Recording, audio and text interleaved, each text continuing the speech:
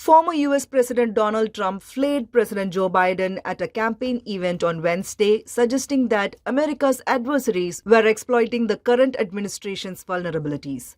Trump made these remarks while discussing the deadly attacks on Israel by the Hamas militants over the weekend, which resulted in significant casualties.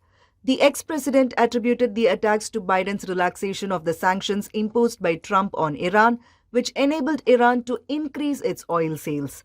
Iran provides support to various groups in the Middle East, including Hamas and Islamic Jihad. The savage attacks on Israel happened for three reasons. Biden loosened my tough sanctions on Iran and allowed them to sell massive amounts of oil, making them $80 billion a year. Congratulations. They were making nothing with us. Trump commended his administration's efforts in combating Islamic State militants and promised to work toward averting a third world war if re-elected. I'm the only candidate who can make a promise that's a very important promise, the most important promise that we can have. I will prevent World War III. It's not going to happen. He pledged U.S. support for Israel in eliminating and eradicating the Hamas terrorist organization.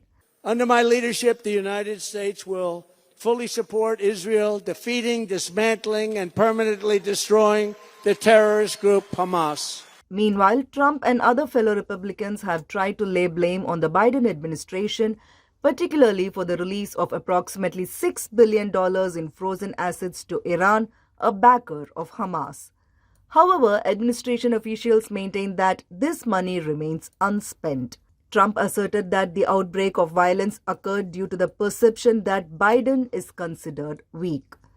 Simultaneously, he dubbed Biden and his administration as disconnected, highlighting that less than 2 weeks ago, National Security Advisor Jake Sullivan stated that the Middle East is experiencing a more peaceful period than it has in the past 2 decades.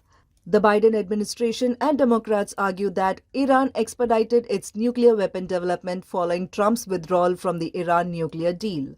They further asserted that Trump's sanctions did not succeed in halting Iran's progress in developing its nuclear capabilities.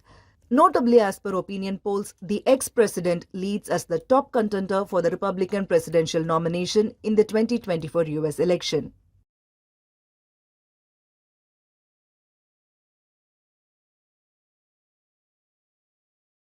Subscribe to the Federal's YouTube page for more news and updates.